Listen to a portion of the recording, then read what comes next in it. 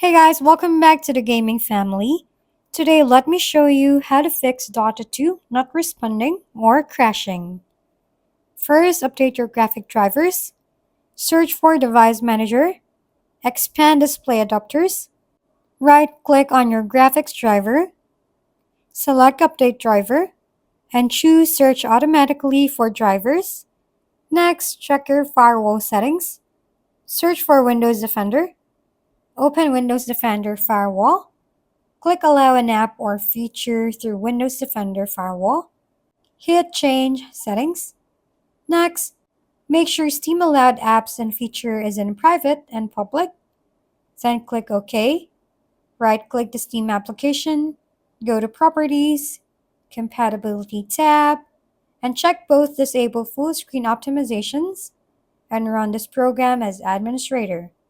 Apply and save changes, and that's it. And that's it for today's video. This has been your go-to channel for gaming content, Gaming Family. Don't forget to like, subscribe, and leave your comments below. See you on the next videos.